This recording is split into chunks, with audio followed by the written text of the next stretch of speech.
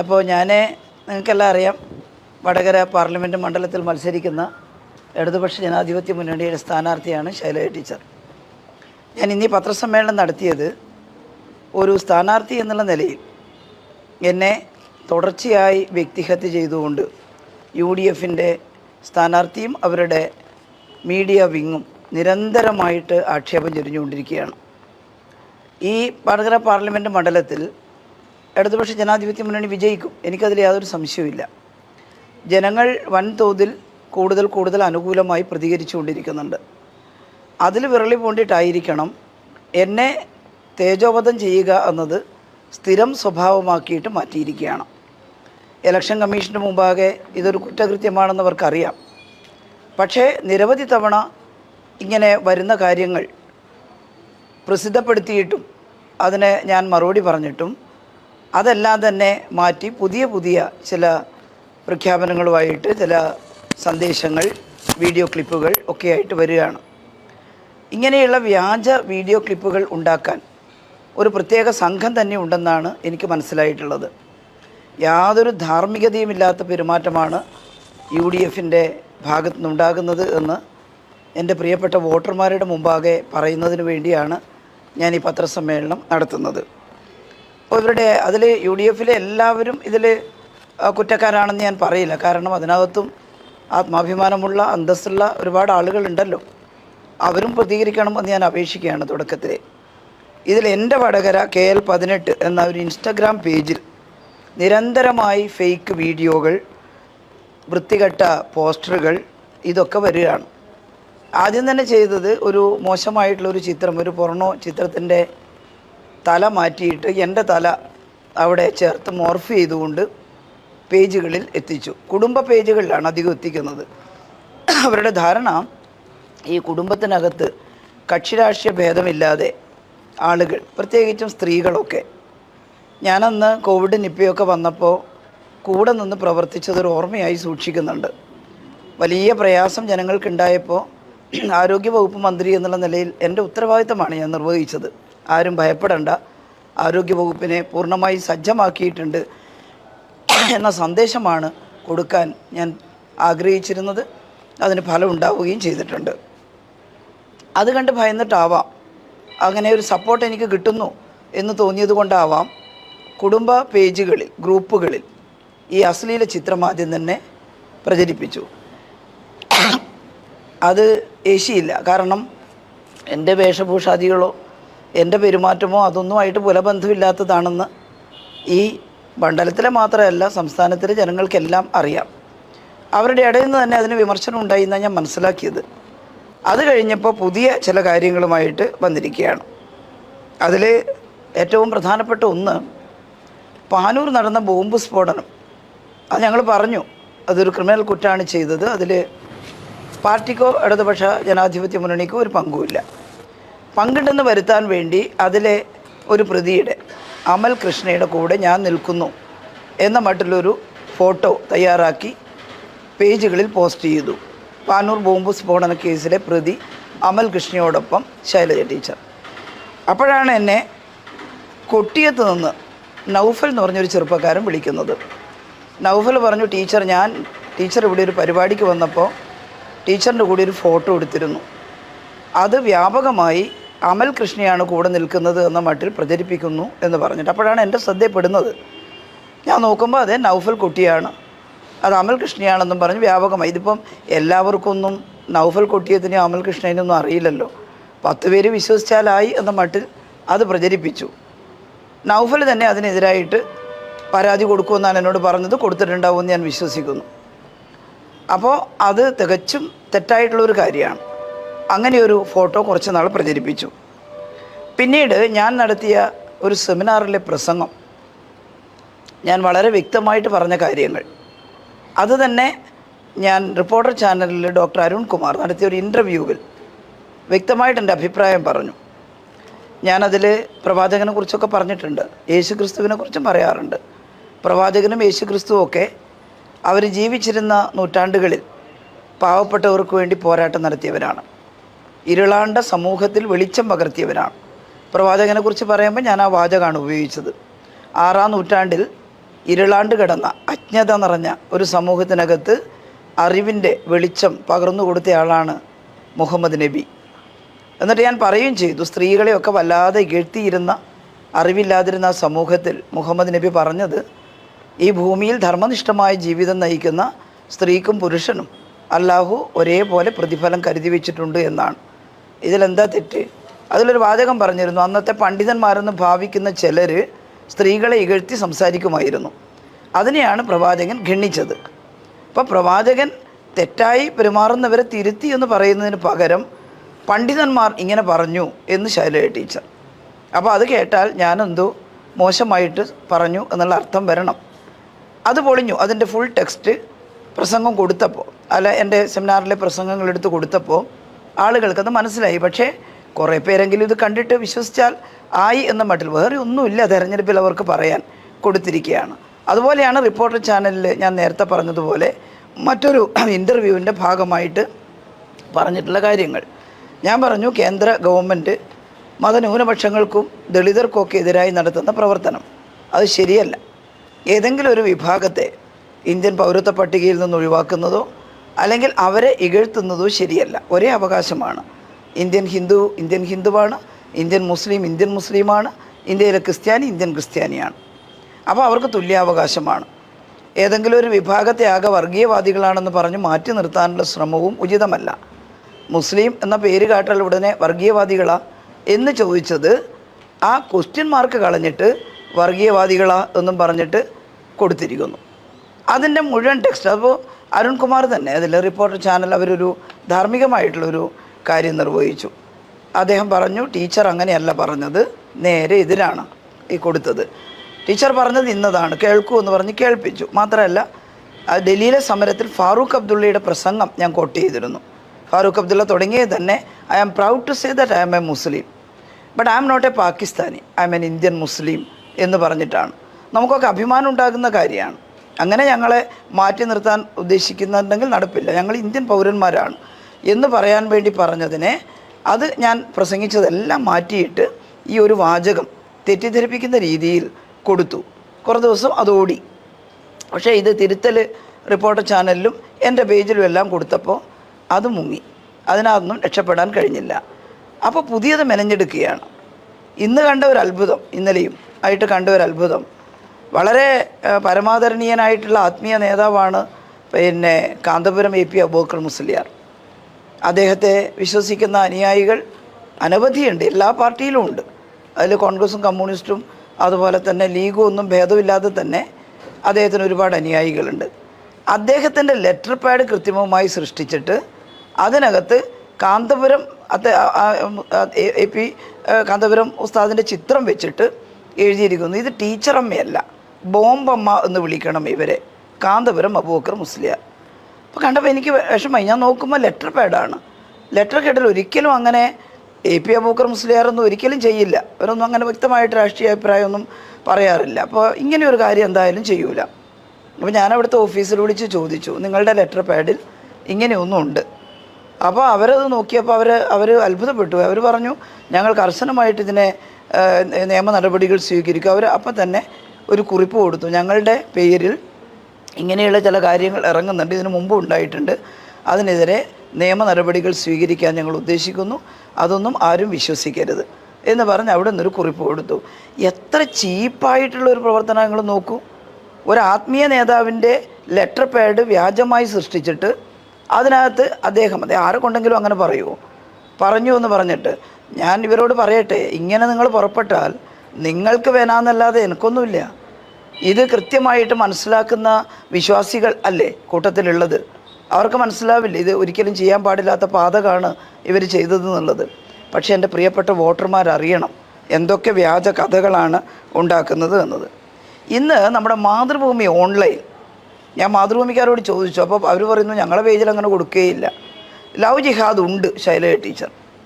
ഞാൻ ഒരിടത്തും അങ്ങനെ പ്രസംഗിച്ചിട്ടില്ല എന്ന് മാത്രമല്ല, ഒരു ഡിസ്കഷൻ എനിക്ക് തോന്നുന്നു നേരത്തെ ബർക്കാദത്തിൻ്റെ ഒരു ചാനലിൽ ഒരു ഇൻ്റർവ്യൂ ഉണ്ടായിരുന്നു. ഞാനും അതുപോലെ തന്നെ നമ്മുടെ രാഹുൽ ഈശ്വറൊക്കെ ഉണ്ടായിരുന്നു. ആ ഇൻ്റർവ്യൂവിൽ ഞാൻ ചോദിച്ചു, നിങ്ങൾ 33,000 ആളുകളെ ഇങ്ങനെ മതം മാറ്റി കൊണ്ടുപോയി IS ചേർത്തു എന്നോ ലവ് ജിഹാദിൻ്റെ ഭാഗമായി കൊണ്ടുപോയെന്ന് പറയുന്നു. ഈ 33,000 ആൾ കേരളത്തിൽ നിന്ന് പോയിട്ടുണ്ടെങ്കിൽ കേരളം അറിയാതിരിക്കുമോ? അപ്പോൾ അതിൽ പങ്കെടുത്തൊരു പത്രപ്രവർത്തകൻ പറഞ്ഞു, ഇവിടം വിട്ട് പോയിട്ടുള്ളത് 3 പേരാണ്, അവർ തന്നെ IS ചേരാനാണോ എന്നുള്ളത് ഉറപ്പൊന്നും പറയാൻ പറ്റില്ല. 3 പേരെങ്ങനെ 33,000 ആയി? അവസാനം രാഹുൽ ഈശ്വറിന് സമ്മതിക്കേണ്ടി വന്നു. അത് തെറ്റായ നമ്പറാണ്. ഇതാണ് ഫേക്ക് ന്യൂസിൻ്റെ ആപത്ത്. ഇത് നമ്മുടെ സമൂഹത്തിലുണ്ടാക്കുന്ന ഒരു വിഭ്രാന്തി എത്രയായിരിക്കും? അപ്പോൾ ഞാനങ്ങനെ പറയുകയല്ല, അതിനെ എതിർക്കുകയാണ് ചെയ്തത്. അത് അങ്ങനെ എതിർത്ത് അതെല്ലാം വാർത്ത വന്നപ്പോൾ എന്തോ മതന്യൂനപക്ഷ വിഭാഗത്തിൽ എന്നോടൊരു എന്തെങ്കിലും ആഭിമുഖ്യം ഉണ്ടാകുന്നുണ്ടോ? ഞാൻ ആരെങ്കിലും ആഭിമുഖ്യത്തിന് വേണ്ടിയിട്ടല്ല, വസ്തുത പറഞ്ഞതാണ്. ഞാനൊരു രാഷ്ട്രീയ പാർട്ടി പ്രവർത്തകയാണ്.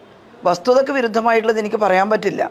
അപ്പോൾ വസ്തുത അനുസരിച്ച് പറഞ്ഞപ്പോൾ അതിനെ എങ്ങനെയാണ് കൗണ്ടർ ചെയ്യുക, എങ്ങനെയാണ് വെറുപ്പുണ്ടാക്കുക ഈ കമ്മ്യൂണിറ്റിയുടെ ഇടയിൽ എന്ന് കരുതിയിട്ടാണ് ലവ് ജിഹാദ് ഉണ്ട് KK ശൈലജ ടീച്ചർ.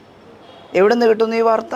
അപ്പോൾ മാതൃഭൂമി പറയുന്നത് ഞങ്ങളുടെ ഓൺലൈനിൽ അങ്ങനെ ഞങ്ങൾ കൊടുത്തിട്ടേ ഇല്ല. അപ്പം മാതൃഭൂമി ഓൺലൈനിൻ്റെ അഡ്രസ്സ് അല്ലെങ്കിൽ അതിൻ്റെ പേജ് പിന്നെ എങ്ങനെയാണ് അവർ വ്യാജമായിട്ടുണ്ടാക്കുന്നത്?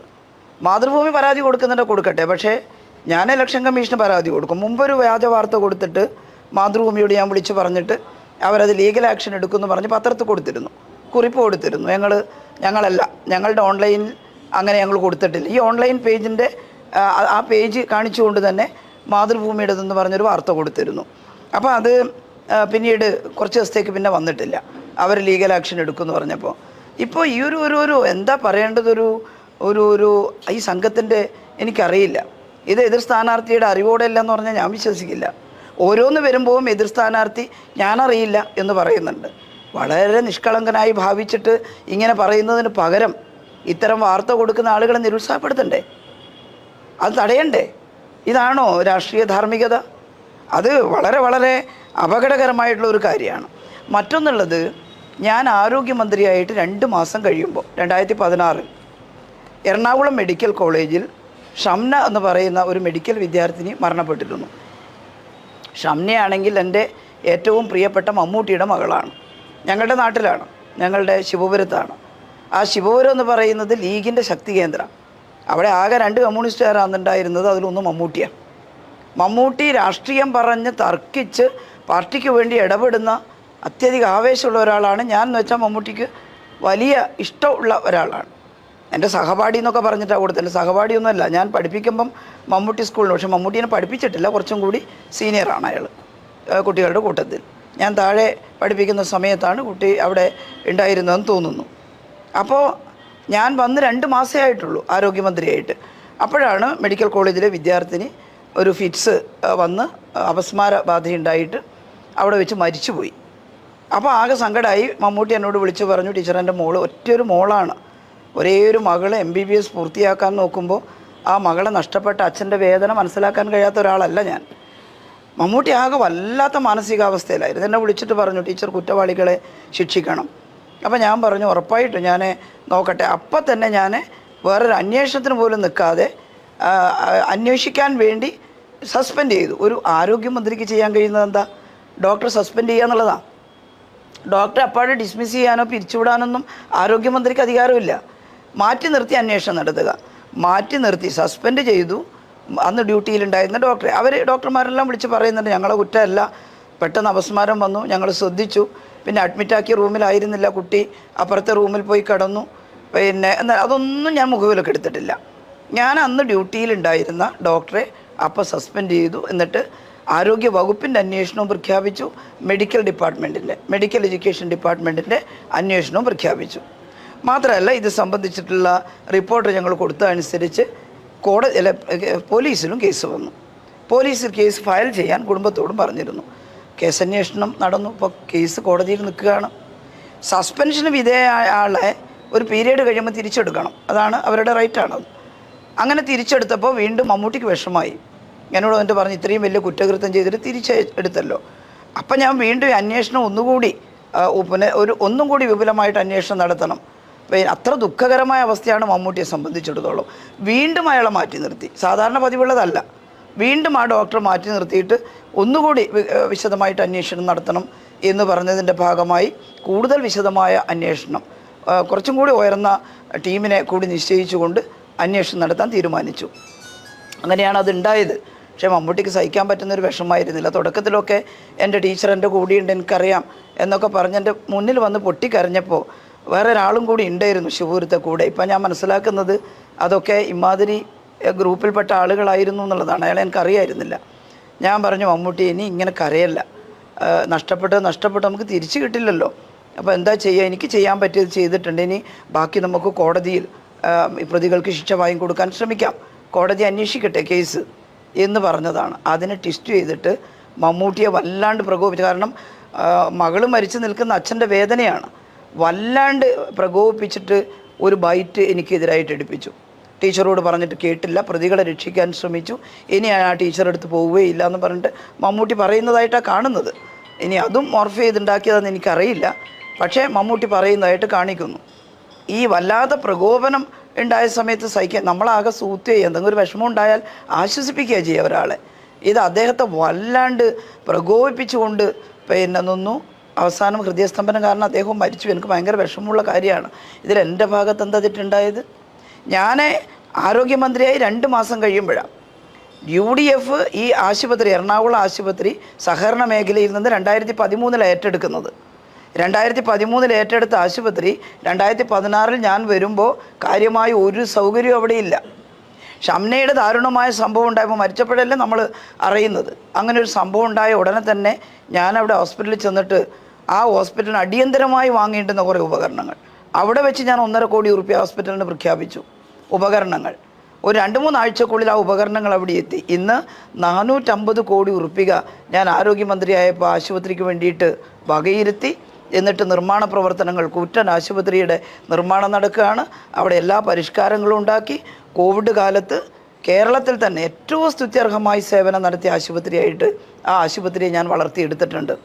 ഇറ്റലിയിൽ നിന്ന് വന്നൊരു കുടുംബം അവിടെ അഡ്മിറ്റായപ്പോൾ അവരോട് പ്രൈവറ്റ് ഹോസ്പിറ്റലിൽ പോകണോ, എംബസി മുഖാന്തരം ഒരു വിളി വന്നപ്പോൾ ബഹുമാനപ്പെട്ട മുഖ്യമന്ത്രി എന്നോട് പറഞ്ഞു, അവർക്ക് വേണമെങ്കിൽ പ്രൈവറ്റ് പോയിക്കോട്ടെ, ഗവൺമെൻറ് ഹോസ്പിറ്റലിൽ ഒരു പ്രൈവസി കിട്ടുന്നില്ല എന്ന് തോന്നിയാൽ. അപ്പോൾ ഞാൻ അവിടുത്തെ ഡോക്ടർമാരോട് പറഞ്ഞു, ബ്രയാൻ എന്ന് പറയുന്ന ഇറ്റലിക്കാരൻ. അപ്പോൾ ബ്രയാൻ പറഞ്ഞത്, ഞങ്ങൾക്ക് ഇവിടെ വളരെ കംഫർട്ടബിളാണ്, ഞങ്ങൾക്ക് വേറെ എവിടെയും പോകണ്ട, ഇവിടെ തന്നെ മതി എന്നാണ്. ട്രീറ്റ്മെൻറ്റ് കഴിഞ്ഞ് പുറത്ത് പോകുമ്പോൾ ഓൺലൈനിൽ എന്നെ വീഡിയോ കോൾ ചെയ്തിട്ട് എന്നെ അഭിനന്ദിക്കാൻ വേണ്ടി, എനിക്ക് മിനിസ്റ്റർ കാണണം എന്ന് പറഞ്ഞ് വിളിച്ചിട്ട് എന്നെ നേരിട്ട് അഭിനന്ദിച്ചിട്ടാണ് പോയത്. കാരണം അവിടെ അത്രയും ചെയ്തു. 2 മാസം ആകുന്ന സമയത്ത് സംഭവിച്ചൊരു പ്രശ്നത്തിൽ എനിക്ക് എടുക്കാൻ കഴിയുന്ന എല്ലാ നടപടി എടുത്തിട്ടും എന്നെ ക്രൂശിക്കാൻ വേണ്ടി, ഇതെന്താ കേൾക്കുന്ന വോട്ടർമാർക്ക് മനസ്സിലാവില്ലേ, എനിക്ക് ചെയ്യാൻ പറ്റിയതൊക്കെ ഞാൻ അവിടെ ചെയ്തിട്ടുണ്ടെന്ന്. എങ്ങനെയാണ് കരുതേച്ച് കാണിക്കുക? ജനങ്ങളുടെ മനസ്സിലുണ്ട് ഉള്ള സ്നേഹം എനിക്കറിയാം. എന്നോട് ജനങ്ങൾക്ക് ഒരുപാട് ആളുകൾക്ക് സ്നേഹമുണ്ട്. കാരണം എൻ്റെ വലിയ പത്രാസ് കൊണ്ടല്ല, ഞാൻ ആപത്ഘട്ടങ്ങളിൽ കൂടെ ഉണ്ടായിരുന്നു എന്നുള്ളത് കൊണ്ടാണ്, എൻ്റെ കടമ നിർവഹിച്ചു എന്നുള്ളത് കൊണ്ടാണ്. അത് തേച്ച് മായ്ച്ച് കളയാൻ എങ്ങനെയാണ് കഴിയുക എന്ന പരിശ്രമത്തിൻ്റെ ഭാഗമായിട്ടാണ് ഇത് വരുന്നത്. ഇതിൽ തൊഴിലുറപ്പ് തൊഴിലാളികളെ കളിയാക്കിയതിനെക്കുറിച്ച് പറഞ്ഞു. അപ്പോൾ ഞാനതിൽ പ്രതികരിച്ചു. തൊഴിലുറപ്പിൻ്റെ പെണ്ണുങ്ങളല്ല, ഞങ്ങളെ കണ്ടോളി എന്ന് പറഞ്ഞ് മുദ്രാവാക്യം വിളിച്ചിട്ട് നടക്കുന്നത് തൊഴിലുറപ്പിനെ പരിഹസിക്കലാണ്. തൊഴിലുറപ്പെന്ന് പറയുന്ന വൃത്തികെട്ട പണിക്ക് പോകുന്ന പെണ്ണുങ്ങളല്ല എന്ന ഒരു ടോണിലാണല്ലോ പറഞ്ഞത്. അതെന്തോ എനിക്കിഷ്ടമായില്ല. ഞാൻ പറഞ്ഞു, ഞാൻ അതിനെതിരായിട്ട് പറഞ്ഞത് ശരിയായില്ല എന്നുള്ളത്. അപ്പോൾ പിന്നെ അടുത്ത ദിവസം ഒരു പോസ്റ്റ് നിങ്ങൾ നോക്കണം, അത് സ്ഥാനാർത്ഥിയുടെ പേജ് തന്നെ. തൊഴിലുറപ്പ് തൊഴിലാളികൾക്ക് എന്താ കൊമ്പുണ്ടോ? KK ശൈലജ, നിങ്ങൾക്ക് സങ്കല്പിക്കാൻ പറ്റുമോ? ഇത്ര വ്യാജമായിട്ട് ഇത്ര പച്ച നുണ എങ്ങനെയാണ് പ്രചരിപ്പിക്കുന്നത്? തൊഴിലുറപ്പ് തൊഴിലാളികൾക്ക് വേണ്ടി ഞാൻ സംസാരിച്ചു. അപ്പോൾ തൊഴിലുറപ്പ് തൊഴിലാളിക്ക് എന്താ കൊമ്പുണ്ടോ? KK ശൈലജ, ഈ വാചകം എൻ്റെ നാക്കുന്ന എവിടെയെങ്കിലും വീണിട്ടുണ്ടോ? എവിടെയെങ്കിലും പറഞ്ഞിട്ടുണ്ടോ? ഞാൻ ഒരുപാട് ഇലക്ഷനിൽ മത്സരിച്ചിട്ടുണ്ട് കേട്ടോ. എനിക്കെതിരായിട്ട് UDFൻ്റെ പ്രമുഖരായ നേതാക്കൾ മത്സരിച്ചിട്ടുണ്ട്. AD മുസ്തഫ സാറിനെതിരായിട്ട് മത്സരിച്ചിട്ടുണ്ട്. MP കൃഷ്ണൻ നായർക്കെതിരായിട്ട് മത്സരിച്ചിട്ടുണ്ട്. ഇങ്ങനെ ഇത്രയും വൃത്തികെട്ട രീതിയിൽ കള്ളം പറഞ്ഞിട്ട് പേജുകൾ ഉണ്ടാക്കി. ഇപ്പോൾ വാട്സാപ്പ് പേജൊക്കെ ഇപ്പോഴാണ് നവമാധ്യമ പേജ് വന്നത് നമുക്ക് പറയാം. ഇങ്ങനെ തുടങ്ങിയാൽ ഞാനൊരു കാര്യം പറഞ്ഞേക്കാം, ഇതെല്ലാം ബൂമറാങ്ങായിട്ട് വരുവുള്ളൂ അവർക്ക്. ഇതെല്ലാം കാണുകയും കേൾക്കുകയും ചെയ്യുന്ന വോട്ടർമാരുണ്ട് ഇവിടെ. എനിക്കുറപ്പാണ് കോൺഗ്രസ്സിനകത്തുള്ള UDFനകത്തുള്ള മാന്യതയുള്ള ഒരാളും ഇത് അംഗീകരിക്കില്ല. ഒരാൾക്കും ഇത് അംഗീകരിക്കാൻ പറ്റില്ല. ചിലരെന്നെ ഫോണിൽ വിളിച്ച് പറഞ്ഞിട്ടുണ്ട്, ടീച്ചർ വിഷമിക്കണ്ട, ഞങ്ങൾക്കൊക്കെ അതിലെതിരെ അഭിപ്രായമുണ്ട്, ഇത് ഏത് ഗ്യാങ്ങാണ് ഈ ചെയ്യുന്നത് എന്ന് ചോദിച്ചിട്ടുണ്ട്. പേരൊന്നും ഞാൻ വെളിപ്പെടുത്തുന്നില്ല. ഇനി മുസ്ലിം ലീഗിനകത്ത് എന്താ മാന്യമായിട്ട് ഇടപെടുന്ന പെരുമാറുന്ന ആളുകളില്ലേ? ഇതെവിടുന്ന് കൊണ്ടുവന്നു ഈ സംഘത്തെ? എവിടുന്ന് കൊണ്ടുവന്നവരാണ്? വടകരക്കാരാണെന്നൊന്നും എനിക്ക് അഭിപ്രായമില്ല.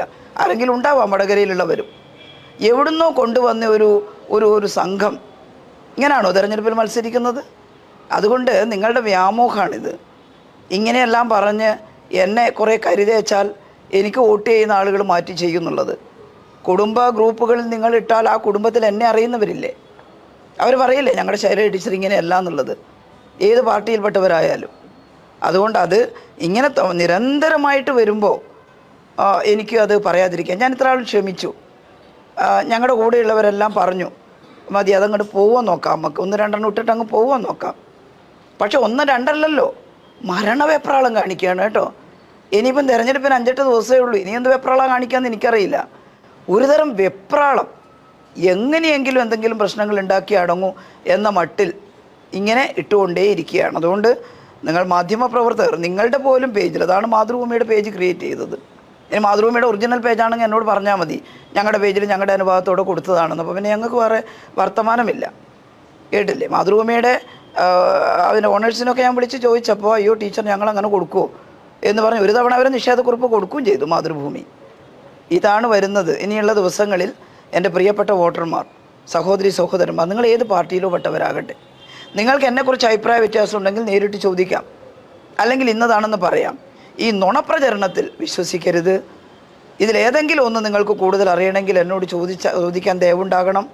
ഈ പറഞ്ഞതൊന്നും മനസാ വാചാ കർമ്മണ ഞാൻ ചെയ്തിട്ടുള്ള കാര്യങ്ങളല്ല, കൊടും കുറ്റകൃത്യങ്ങളാണ്. ഞങ്ങൾ ഇലക്ഷൻ കമ്മീഷണർക്കും വരണാധികാരിക്കും പരാതി നേരത്തെ എല്ലാം ആദ്യം കൊടുത്തിട്ടുണ്ട്. ഇന്നലെ വന്ന ഈ 2-3 കാര്യങ്ങൾ അതിൽ ഇപ്പോൾ പരാതി തയ്യാറാക്കിയിട്ട് ഇന്ന് കൊടുക്കുകയാണ്. വരണാധികാരി ശ്രദ്ധിക്കണം ഈ കാര്യം, അതുപോലെ ഇലക്ഷൻ കമ്മീഷനും ഈ കാര്യം ശ്രദ്ധിക്കണം. അപ്പോൾ ഇത് ഒരു ഭൂഷണമല്ലാത്ത വളരെ തരംതാണ നടപടിയായിപ്പോയി. ഇതാണ് തെരഞ്ഞെടുപ്പ് പ്രവർത്തനത്തിൻ്റെ അവരുടെ രീതി. അത് അവർക്ക് ഗുണഫലമാണെങ്കിൽ ആവട്ടെ എന്നല്ലാണ്ട് വേറെ ഒന്നും എനിക്ക് പറയാനില്ല.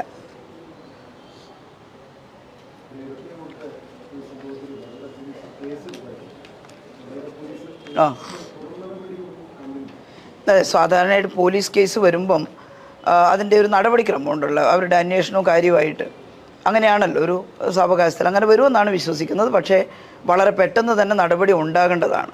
മാത്രമല്ല വരണാധികാരിയും ഇലക്ഷൻ കമ്മീഷനും ഈ കാര്യം ശ്രദ്ധിക്കണം. ഇത് ഒരു എതിർ സ്ഥാനാർത്ഥിയെ വ്യക്തിഹത്യ ചെയ്യാൻ പാടില്ല എന്ന് ഇലക്ഷൻ മാനുവലിലുണ്ട്. അത് വെച്ചിട്ട് ഇങ്ങനെ ചെയ്തവർക്കെതിരെ ശക്തമായിട്ടൊരു പേജിൻ്റെ പേരൊക്കെ പറയുന്നുണ്ടല്ലോ, അതും ഫേക്കാണോ എന്ന് എനിക്കറിയില്ല. എൻ്റെ വടകര KL18 അല്ലേ എന്ന് പറയുന്ന ഒരു ഇൻസ്റ്റാഗ്രാം പേജുണ്ട്. വേറെ എന്തെല്ലോ പേരുള്ള. പിന്നെ എൻ്റെ പോസ്റ്റിൻ്റെ അടിയിൽ വന്നിട്ട് ശുദ്ധ തെറി എഴുതുക, കേട്ടാലറക്കുന്ന തെറി. പിന്നെ ഞാൻ എന്തെങ്കിലും ഒരു പോസ്റ്റ് ഇട്ടാൽ എതിരഭിപ്രായം എഴുതാം, അതിനൊന്നും വിരോധമില്ല. നിങ്ങൾ പറയുന്നത് ശരിയല്ല, നിങ്ങൾ അങ്ങനെയാണെന്ന് പറഞ്ഞ് പോസ്റ്റ് ഇടാൻ അവർക്ക് അവകാശമുണ്ട്. പക്ഷേ കേട്ടാലറക്കുന്ന തെറിക്ക് വേണ്ടി ഒരു സംഘത്തെ കൊണ്ടുവന്നിരിക്കുക എവിടുന്നോ. പിന്നെ ഞാനിതിലൊന്നും അതിശയപ്പെടുന്നില്ല കേട്ടോ, ഇത് ഞാൻ പ്രതീക്ഷിച്ചതാണ്. ഇതേ ഉണ്ടാവുള്ളൂ ഇവരിൽ നിന്നുള്ളത്. പക്ഷെ അത് ശരിയാണെന്ന് ഇപ്പോൾ തെളിയിച്ചു. അതാണ് എനിക്ക് പറയാനുള്ളത്. ഓക്കെ, ഇന്ന് തയ്യാറാക്കിയിട്ടുണ്ട്. നാളെ രാവിലെ കൊടുക്കും.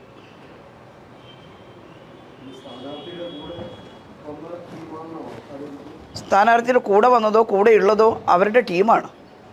സ്ഥാനാർത്ഥിയുടെ അറിവോട് തന്നെയാണെന്നാണ് ഞാൻ വിശ്വസിക്കുന്നത്. ഇതൊരു സൈബർ സംഘമാണ്. സൈബർ ഇടത്തെ ക്രിമിനൽ വൽക്കരിക്കുന്ന ഒരു സംഘം. ആ സംഘത്തെയാണ് ഇവിടെ ഇറക്കി നൽകിയിരിക്കുന്നത്. ഇപ്പോൾ നിങ്ങൾക്കൊക്കെ അറിയാവുന്നതാണ്, ഇവിടുത്തെ പ്രചരണത്തിന് ചുക്കാൻ പിടിക്കുന്നത് രാഹുൽ മാക്കൂട്ടം എന്ന് പറയുന്ന യൂത്ത് കോൺഗ്രസിൻ്റെ സംസ്ഥാന അധ്യക്ഷനാണ്. അദ്ദേഹം സ്വന്തം സംഘടനക്കകത്ത് വ്യാജ ID ഉണ്ടാക്കി പ്രസിഡൻ്റായ ആളാണെന്ന് ആ സംഘടനക്കകത്ത് തന്നെ ഗുരുതരായ ആരോപണവും പോലീസ് കേസ് അന്വേഷണവും നിലനിൽക്കുകയാണ്. അതൊക്കെ അതിനകത്തുള്ള ചെറുപ്പക്കാർ തന്നെ പറയുന്നുണ്ട്. ഒന്നും ഞാനിവിടെ പാർട്ടി പറയണ്ടല്ലോ. അങ്ങനെ അഭിപ്രായം അതിനകത്ത് തന്നെ ഉണ്ട്. അത് എനിക്കെതിരെ പ്രയോഗിക്കാൻ വന്നതുകൊണ്ടാണ് ഞാൻ പറഞ്ഞത്. അവരുടെ സംഘടനക്കകത്ത് അവരെന്തോ ചെയ്യട്ടെ, അവർ പ്രതീക്ഷിക്കാതിരിക്കുകയോ ചെയ്യട്ടെ. ഞാൻ അതുകൊണ്ടാണ് പറഞ്ഞത് ഇവരിൽ നിന്ന് ഇതാണ് പ്രതീക്ഷിച്ചിരുന്നത്. പക്ഷേ ഞാൻ വിചാരിച്ചൊരു സ്ഥാനാർത്ഥിയൊക്കെ ആകുമ്പോൾ അതിൻ്റെ ഒരു അന്തസ്സിലാണല്ലോ പെരുമാറുക. അങ്ങനെ പ്രതീക്ഷിച്ചത് തെറ്റി. ഞാൻ ആദ്യം വിചാരിച്ചത് തന്നെ ശരിയാണെന്ന് ഇപ്പോൾ തെളിഞ്ഞു.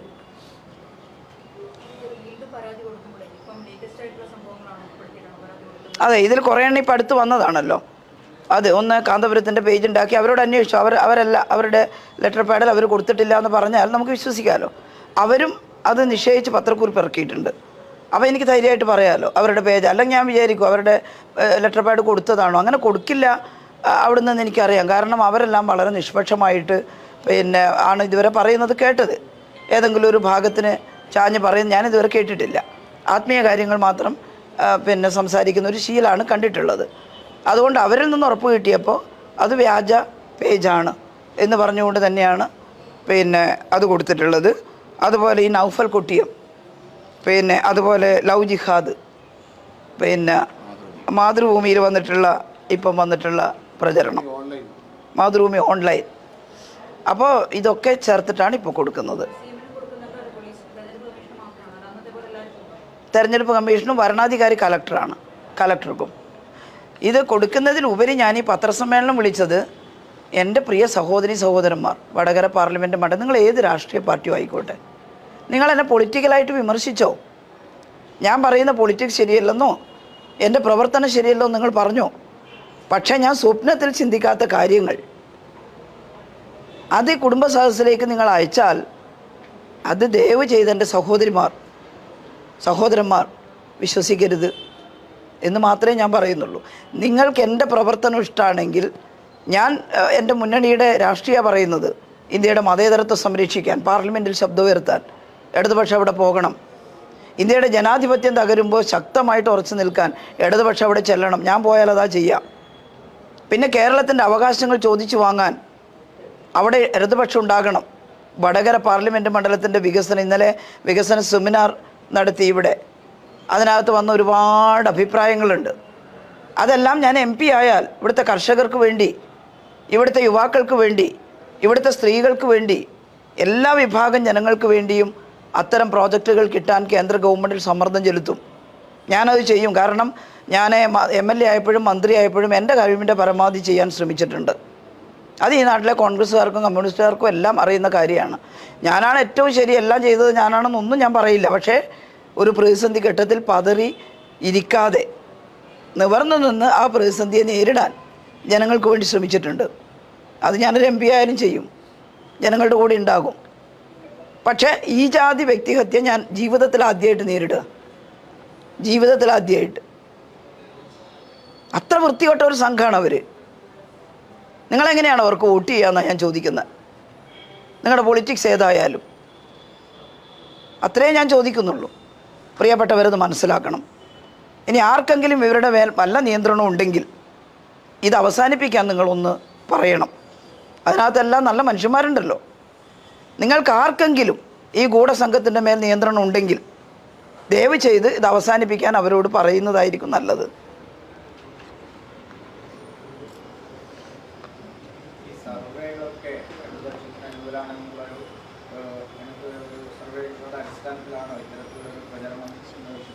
എന്തോ ഒരു വരളി പിടിച്ചിട്ടാണ്, എനിക്കറിയില്ല.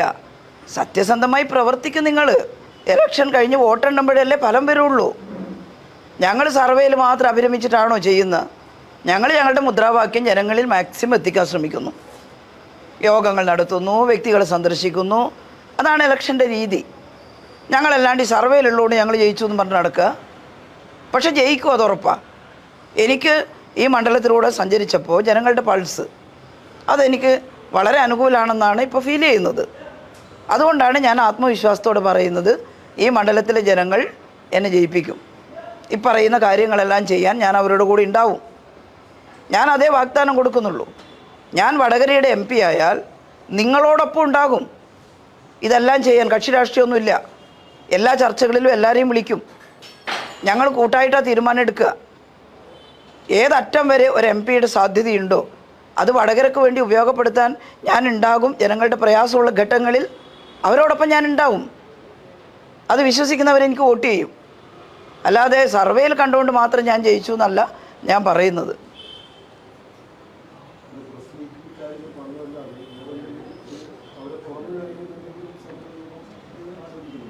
ഇലക്ഷൻ അല്ലേ, ഇനി 5-8 ദിവസം ഇലക്ഷൻ ഉള്ളത്. നമ്മൾ അവർക്കെതിരെ എന്ത് സമരം ചെയ്യാൻ? ആർക്കെതിരെ സമരം ചെയ്യാൻ? ഈ ഒരു ഗൂഢസംഘത്തിനെതിരായിട്ടോ? സമരം ചെയ്യുന്ന നമുക്കുമില്ല ഒരു അന്തസ്സ്. അവർക്കെതിരെ ഒരു സമരമോ? അവരാരാ അങ്ങനെ സമരം ചെയ്യാൻ? എനിക്ക് പറയാനുള്ളത് ജനങ്ങളോട് മാത്രമാണ്. ഇത് ശരിയാണോ എന്ന് ജനങ്ങൾ ചിന്തിക്കട്ടെ. ഓക്കെ.